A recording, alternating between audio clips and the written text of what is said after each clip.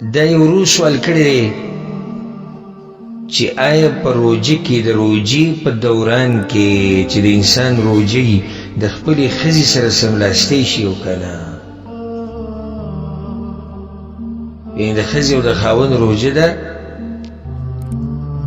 یا داسې ووایو پرېږدي مسله ښه واضحه شي د ښځې د روژه نه وي که نه او د سړي روژه ده. دواړو حالاتو مسله زه بیانوم، که د دواړو روژه او که صرف د خاوند روژه او د ښځې نه وي، نو بلکل جایز دی چې دوی د یو بل سره سم وي،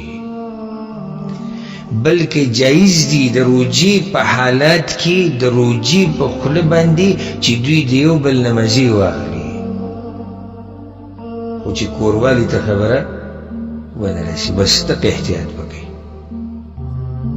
نور موږ سره حدیث اولوز بغه دوره کې تیر شو، په صحیح بخاري صحیح مسلم کې د حدیث ته د عائشة رضی الله عنها كان النبي صلی الله علیه وسلم يقبل ويباشر وهو صائم.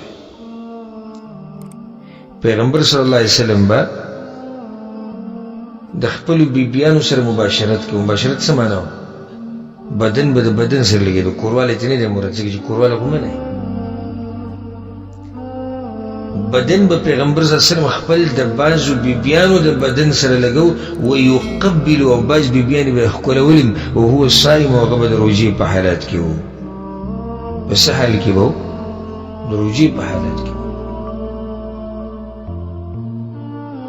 او بیا عائشة رضی الله عنها هغه روایت کوي چې پیغمبر صلی الله علیه وسلم خپل حاجت لره ټینګونکی و، منع کوونکی و، یعنې دا دی چې د پیغمبر صلی الله علیه وسلم به خپل حاجت په قابو کې ساتو.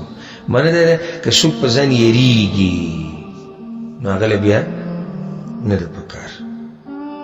یو سړی ته پته ده چې زما شهوت زما حاجت زما په کنټرول کې دی او خبره کوروالي ته نه رسي، نو به هېڅ خبره نه که دی د دې ښځې نه هر قسمه مزه اخلي هغه ته اخیستی شي، هېڅ خبره نه.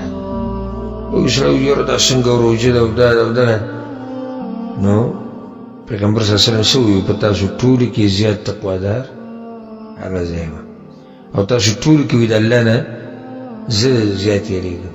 نو هغه د تقوادار او هغه امام د هغه دا حال دی چې د روژې په حالات کې خپلې بیبیانې ښکلې کړي هم دي او د هغوی سره بدن ملو کړی هم دی، لګولی هم دی د هغوی سره بدن،